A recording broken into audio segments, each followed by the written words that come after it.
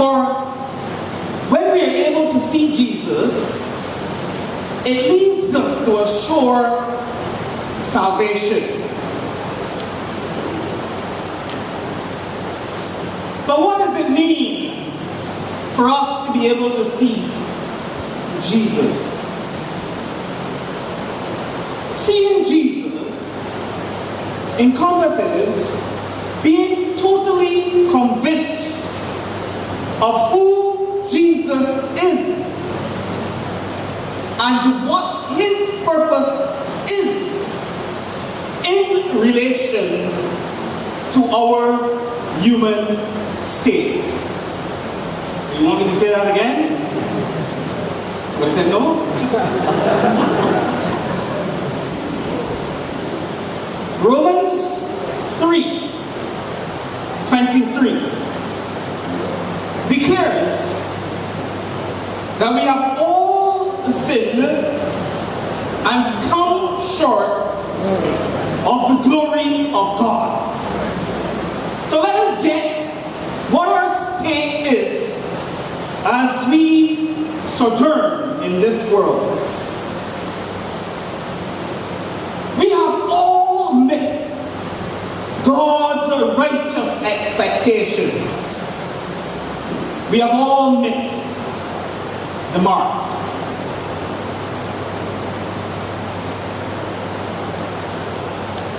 And now we need to get a glimpse, if we want to see Jesus, we need to see him in his person and in his purpose. The book of Matthew tells us clearly who Jesus is and what his purpose was and still is in coming into this world. The book of Matthew chapter 1 verse 21 says, "And she shall bring forth a son, and thou shalt call his name Jesus. And thou shalt call his name Jesus, for he shall save his people from their sins." Within that same chapter, it reminds us that Jesus is the manifestation of God in the flesh. We are told that God is with us. His name shall be called Emmanuel, which is being interpreted God with us. Indeed, the name Jesus, Yeshua, means Jehovah is salvation. The name of Jesus declares that he is salvation. He is the Son of God. His purpose in this world was to save us from our sins. Excuse me, I feel a little technology a little bit. Air is probably not big enough to keep it in place. He's falling on. But let me just, before I proceed, interrogate you a little bit. I'm going to interrogate you. The question that comes to you this morning is, have you ever sinned?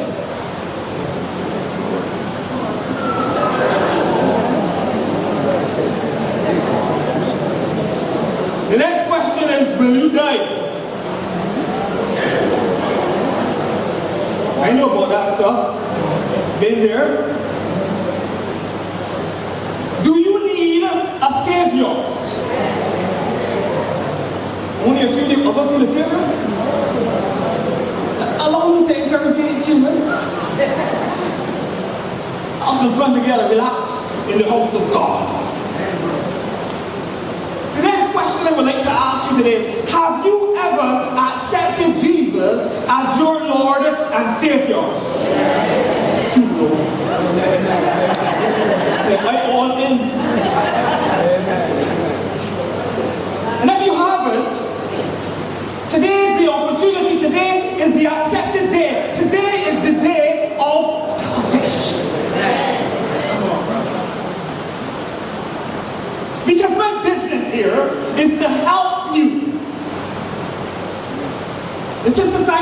morning, you've got to try a little kindness. If you see your brother standing by the way,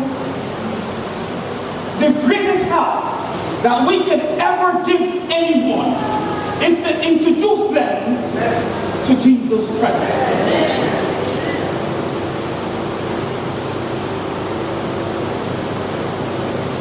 The book of John 20 begins on a high. It begins on a very high note. It was a fresh beginning. It was a new beginning. God was doing a new thing. It says the first day of the week, cometh Mary Magdalene early, when it was yet dark, onto the sepulchre. She was coming when it was yet dark. She was coming to a place where death resided.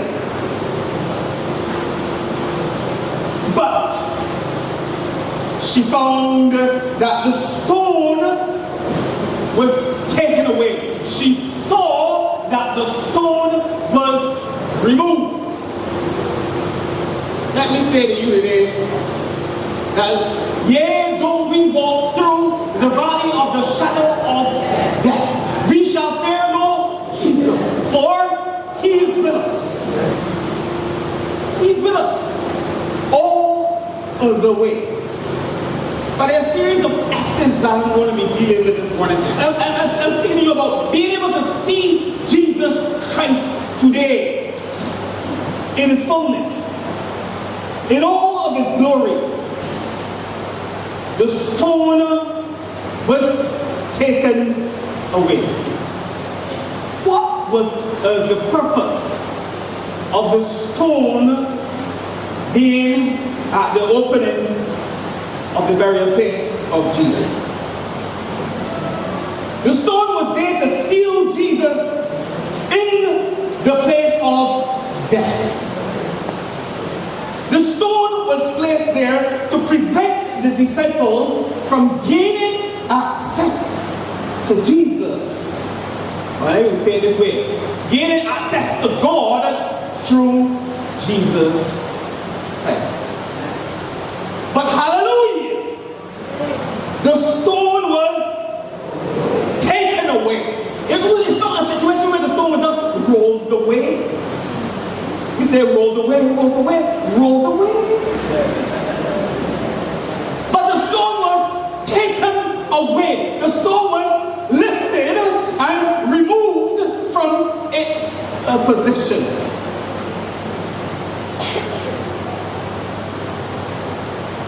Romans 6:23 reminds us again, for the wages of sin is death. But there's the end there. The wages of sin is death. But it continues to say, but the gift of God is eternal life through Jesus Christ, our Lord. I declare to you this morning that the major stone has been taken away. Sin is that major stone in all of our lives. It's the major stone in all of our lives. Sin has been taken away. Jesus had declared it on crucifixion day before the physical removal of the stone. Sin is the major stone that was dealt with. A couple of lines before, verses before, we see clearly Jesus said, it is finished. It is finished. The stone of sin was dealt with once and for all. The major stone. This morning, and we said before, the stone was doing what? It was to seal Jesus in and to limit the access of God's people to Jesus, to God, through Jesus Christ. What is hindering you this morning? Those of you who have not accepted Jesus Christ as your Lord and personal Savior, I'm telling you, it's the best decision that I have ever made. It has done me no harm. It has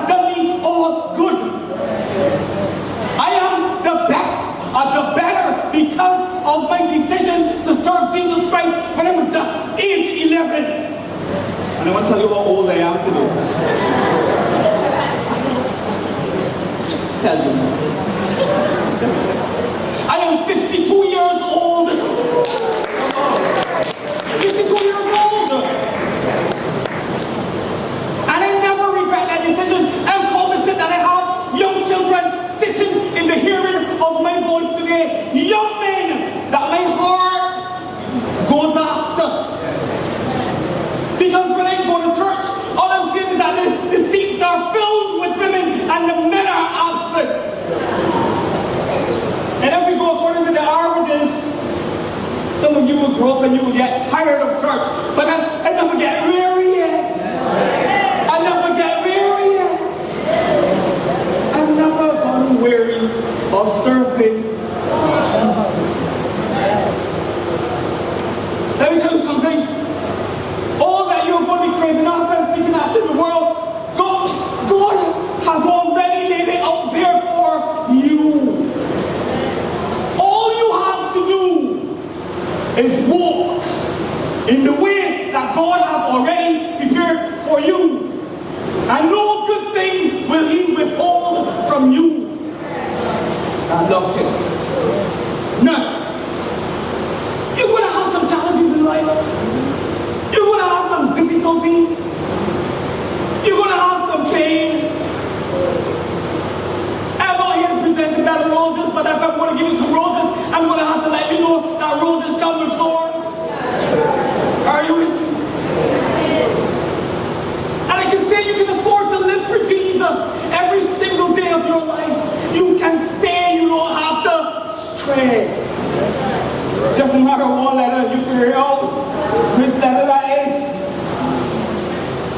You can afford to trust Jesus. The major stone has been taken away. So what else is stopping you? What else is stopping you from serving Jesus? What other stones are hindering you? When the major stone has already been dealt with. What is stopping you today from freely accessing Jesus Christ? When the major stone has been taken away. You cannot take it away. Nobody else can take it away. Only Jesus can take it away. Because what was impossible for man is always possible with God. Romans 8:32 reminds us of the fact that He that spared not His own Son, but delivered Him up for us all. I tell you, the major issue has been taken care of. Sin, the major stone, fixed. A question is asked, how shall He not with Him also freely give us all things? If you remove the major stone, can He deal with the minor stones? Answer me. You can talk to me. I love when people talk to me. We're having a conversation this morning. Are you with me? Yes. If He has given Jesus to take care of the major issue that we will ever have to confront in our lives, why are we worrying about the small matters? Because if He can move the big ones, He can move the small ones too. Hello? Who shall lay anything to the charge of God's elect? It is God that justifieth. Who is he that condemneth? It is Christ that died. Yea, rather, that is risen. They went to find the dead body in the tomb, but He was no longer there. He had risen from the dead. Who is even at the right hand of God, who also maketh intercession for us. You have been given all that you need for life anew. Your new life begins with seeing that the stone has been taken away. 1 Corinthians 15:55. Oh death, where is thy sting? O grave, where is thy victory? The sting of death is, if you were following me, you would be able to answer right away. Death is sin, the major tool. Paul was sure that he had seen Jesus on the road of Damascus. So Mary Magdalene goes to the tomb. Then she runneth and cometh to Simon Peter and to the other disciples whom Jesus loved. Who's the disciple that Jesus loved? John. And said unto them, they have taken away the Lord. When you're not seeing Jesus clearly, you move into the realm of speculation. And she immediately goes into the realm of speculation because she was not seeing clearly. To speculate is to form a theory without firm evidence. Her speculation was shrouded in the supposition that Jesus was still dead. God's not dead. He is still alive. God is not dead. He is still alive. God's not dead. He is still alive. I can feel it in my hands. I can feel it in my feet. I can feel it all over me. Thank you very much.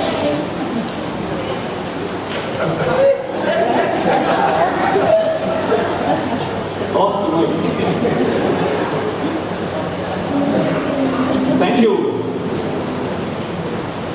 So because she cannot see, she started to speculate. I had a statement here in my margin. How you see will influence what you see.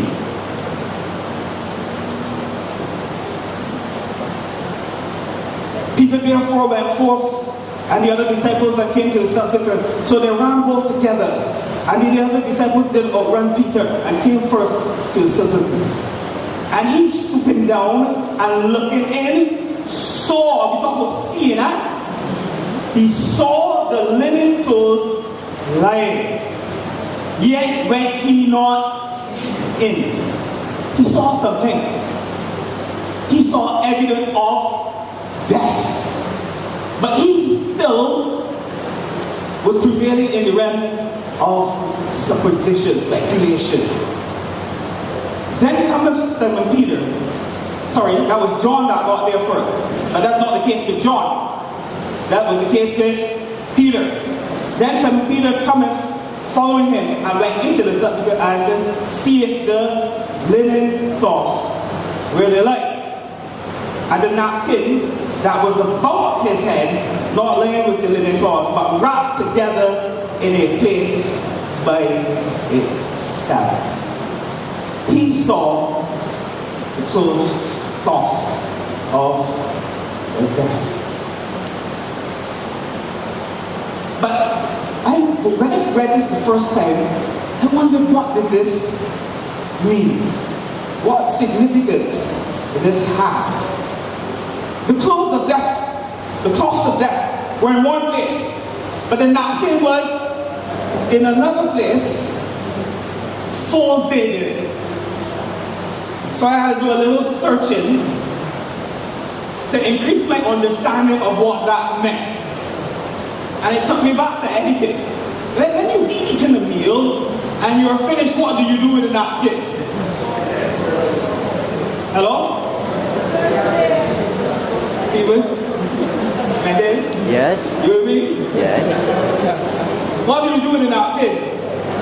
Some people say folding, right? When you finish a meal and you are finished, you down and you put it down. Hello?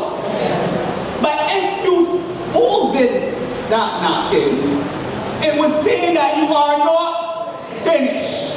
Hello? And that you were still going to return. Hello? That is significant for us, because Jesus was dead at the cross. When he came alive, he left. He put those aside, and he folded the napkin and he placed it there to say to anyone who would come after, I have not left you, I am returning. Jesus Christ has promised never to, well, you Christians know the Bible real good, you know. He has promised never to leave us nor to forsake us. Why is it sometimes in this life we get on like if God has abandoned us and Jesus has abandoned us? When those little minor stones come up, what do we start to do? Speculate. I wonder where God is now. I wonder if God has forgotten me. Do you say things like that? Yes. I'm tempted to ask things like that. But I've learned some lessons over time not to ask questions like that, because I know better. Amen. We know better. So if you know better, you always ask the better question. Sometimes you don't even question. You know, for surely you are totally convinced that God is never going to leave you nor forsake you. This guy's not even your age. Never gonna leave. So that was significant. Jesus Christ says, I'm always close by. I have not forgotten you. I am coming back to take care of your business. Hello? The cross is finished. The stone has been removed. But Jesus is still by your side. As we draw near to him, he will draw. In fact, he has already drawn nigh to us. But it is us sometimes who put the distance because we don't see properly. We have impaired vision, just like me. When we wear glasses so you can see right. And maybe some of us need to get spiritual glasses.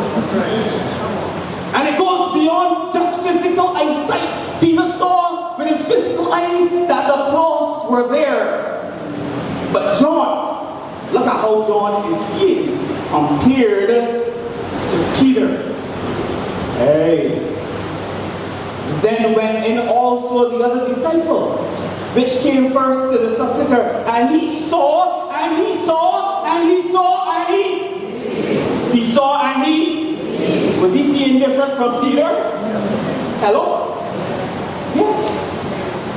How you are seeing will impact what you see. For as yet, they knew not the scripture that he must rise again from the dead. You see, they were seeing with the physical eyes. And what does Hebrews 11 remind us of? What does that remind us of?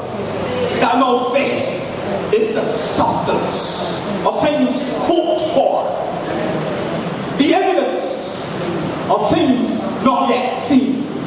Hello? But faith allowed John to see that Jesus was yet alive. Because he was not only seeing with physical eyes, he was seeing with his spiritual eyes. When you leave here today, you need to engage your spiritual vision. You need to sing that song, fill all my vision. Sometimes we're not seeing right, so we do not operate right. And we end up causing more harm and pain to ourselves, more frustration. If you know that Jesus is taking care of it all, he's just a prayer away. And let your supplications be made known unto God, and the peace of God, which passeth all understanding, shall attend your hearts and your minds through seeing Jesus.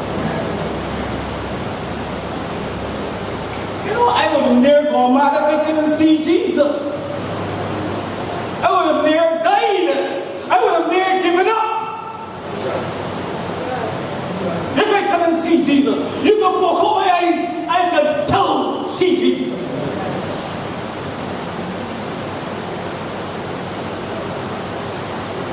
The revelation was not yet there. The evidence was not yet presented to them.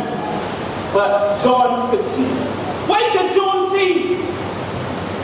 We know in his life he had the greatest level of intimacy with Jesus Christ. The question is today, what is your level of intimacy with Christ?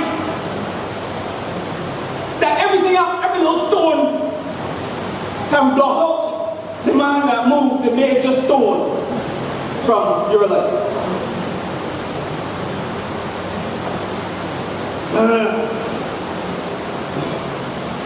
He knew him best. He had an intimate relationship with him. So therefore he was in tune with Jesus. Are we really in tune? There's a song that we sing at school. Whisper a prayer in the morning. Whisper a prayer at noon. Whisper a prayer in the evening. So keep your heart in tune. Jesus may come in the morning. Jesus may come at noon. Jesus may come in the evening. So keep your heart in tune. So keep your heart in tune. So keep your heart in tune. So keep your heart in tune. Keep your heart in tune with Jesus, and that situation is going to look a whole lot different from it is looking now. I'm telling you. I say my purpose in life is to be a source of encouragement to people. I keep saying that all the time. I've said that. I've discovered that that is my purpose. I'm an encourager. I was in a class on Friday, and my tutor reminded me of something. Let's go way back. Almost 22 years ago, I did not remember this, but she remembered the impact I had on her life 22 years ago when she was a student with myself. Now she is my tutor. She had failed a course at university and was repeating it with me. And I had given her some great encouragement because she was so frustrated she did not want to be there. And I spoke an encouraging word into her life that made the difference for every single time she had to attend that class. I hadn't remembered nothing about it. Not one single word. Until Friday we were talking again. And I said, how is it that you remember my name so well? I can hardly remember hers. I remember the face. Beautiful face it is. These ladies work, although with the glasses. And she said, you know, you were so encouraging to me. You supported me so much in that period of time. How can I forget your name? But sometimes to be an encourager, sometimes you have to go through some tough stuff. Because if you're going to be able to encourage people, you have to. How can you have somebody out of a way that you have never walked? Hello? So sometimes I have to go through some tough stuff.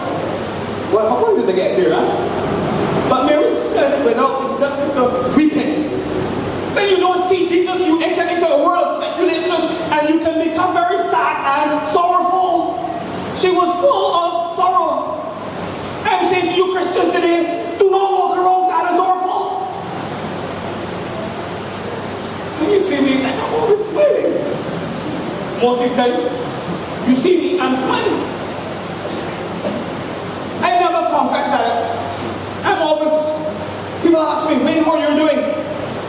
No matter what's happening in my life, my retort is this: I am thankful. Yes. Hello?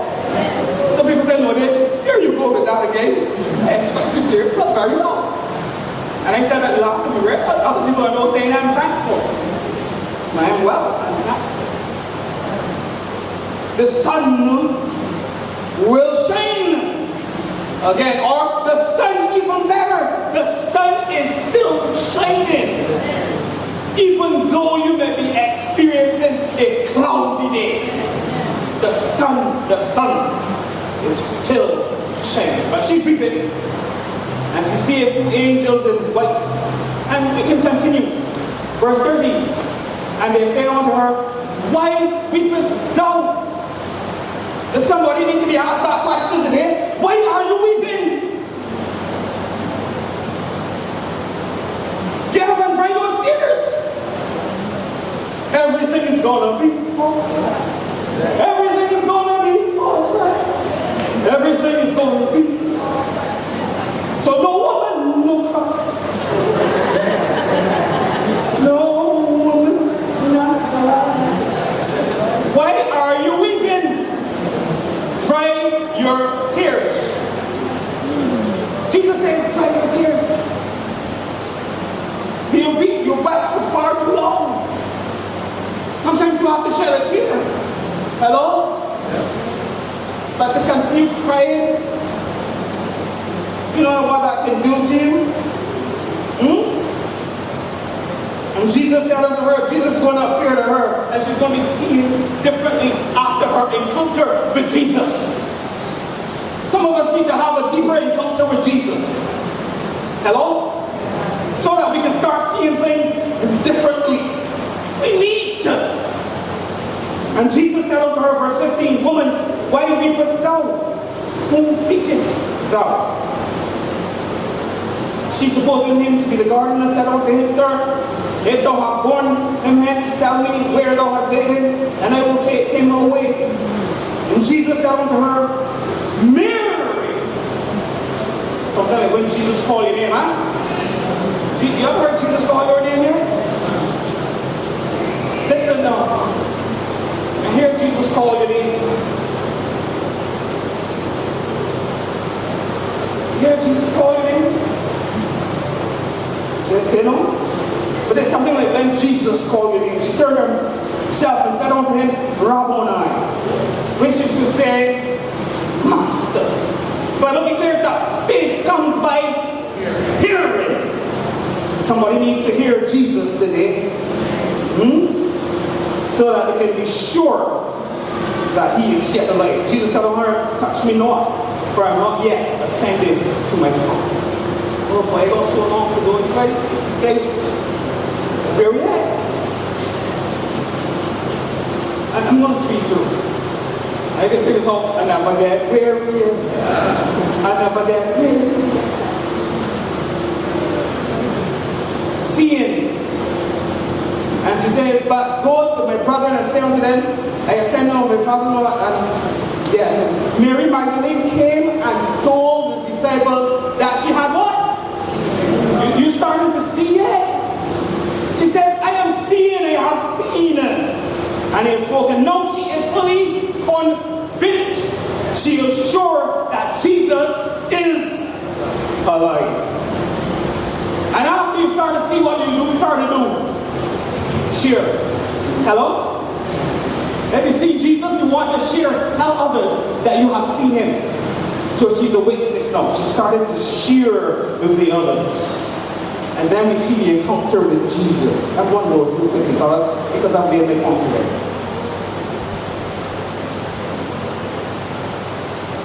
Jesus wants to show himself to you again. The disciples were gathered in the place. Jesus showed himself to them. Are you ready? Then he sent them. He gave them a commission. And then as he was sending them, he sanctified them. And he gave them authority to do some things as they went in their way. This can be captured between verse 19 and 23. But Thomas, one of the 12 called Didymus, was not with them when Jesus came. So he says, seeing is believing. The other disciples therefore said unto him, we have seen the Lord. We have seen the Lord. Anybody who has seen Jesus shares with others that they have seen Jesus. Either by what they say or by how, but better yet, how they live their lives. People can tell whether you have seen Jesus or not. Hello? There's no mistaking whether you're a Christian or not. People pick you up. You're in a crowd. Peter was there, remember, standing afar off. You see the influence? Influence is not something that you can easily shake. Hello? Says you were with Jesus. Says, I was not with any Jesus. You were with Jesus. Your speech. He's even betraying you. You so good just like him. So he wants to prove he's not with Jesus. What he does? Reckon the old fisherman like bust a toss. Or the bust a toss. As though that would hide the truth. Can't be hidden. You were with Jesus. There's no escaping it. Alright? He says, except I see those pricks of the nails. I put my fingers into the print of the nails and thrust my hand into his side. I will not believe. I have to see to believe. I have written here in my margin, believe it allows for seeing to take place. Believing allows one to see into the realm of the supernatural.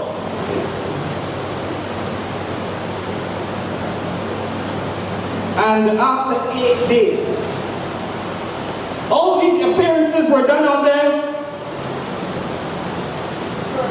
first day of the week. I don't know how it says 8th day. After 8 days. So that brings you back to another first day. Hello? So 7 plus 1 is 7 is the number of, oh boy, and 8 stepping into the realm of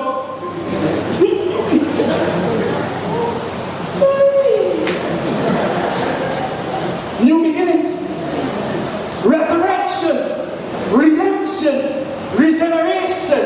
8 is the number of that. And now Christians, listen, some of us, maybe come from the Seventh-day Adventists.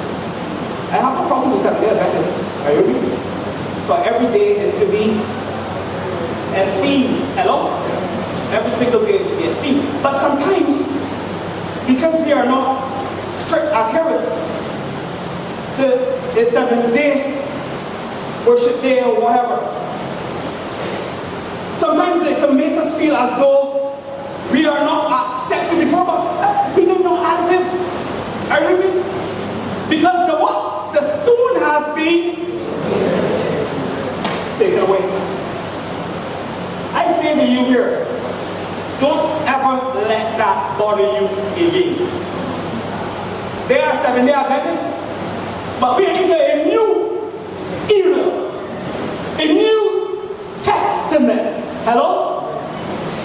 And that is the day that Jesus selected to meet with his disciples. 7, completion, new order. Are you with me? Yes. So somebody can say, 7-day Adventist, you know what I said? I'm an 8th-day Adventist. Hello? Double provision. God is a God of double provision. So, I can have a Sabbath, and I can have an 8th. I doubly rested. That's why I look so fit. Rest a lot. Try to eat well, try to exercise, and try to... The Sabbath was made for... get your things right. Rightly dividing the word of. Man needs to rest. That's why you have day, you have. Thank you very much. Some people will rest when they come. You know, some people can't rest. The Bible says the sleep or the rest of a laboring man is sweet. we need to rest. Let us be moving on. So he wanted to see, to believe. Coming to the church, Jesus said unto him, Thomas, because thou hast seen me, thou hast believed. But blessed. Have any ever seen Jesus physically? But have you seen Jesus? Yes. But have you seen Jesus? Yes. Yeah, I've seen Jesus. Jesus declares to him that blessed are they that have not seen and yet have believed. Blessed are you, blessed are you, blessed are you, blessed are you. Hallelujah. And many other things truly did Jesus in the presence of his disciples, which are not written in this book. But as this chapter started on a high, it concludes on the high. The stone was taken away. That means that death no longer had any dominion over us. Hello? Yes. The work of Jesus Christ was done. It is finished. The manifestation, the physical manifestation of that was the removal of the stone. Was the stone? Sin. Major stone. And look at this. But these are written that you may do what? That you may do what? That you may do what? That you may believe that Jesus is the Son of God, his person and his purpose. And that believing you may have life through his name. God was weaving a cord through this entire service today. None of us got together and said to the other what we were going to do. But as you sat there, you can bear testament of the fact that God has been speaking in a singular way from the start to the finish. Hello? The sister sang, I never lost my faith. All these stones, all these big rocks, all these disappointments came, but I never lost my faith. I kept on. I kept on. Believe it. Believe it. I kept on believing.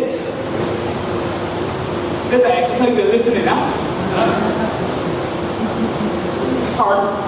There's an exercise you're listening. I never lost my faith. I'm saying to you today, never lose your faith and be dashed into a world of speculation.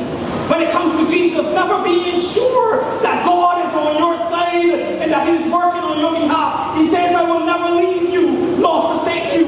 I am in this with you until the end. I'm all in with you. Are you with me? So I want you to leave this place encouraged today. That fool did not get it. Carry that picture in your head. Jesus had finished the stuff for you.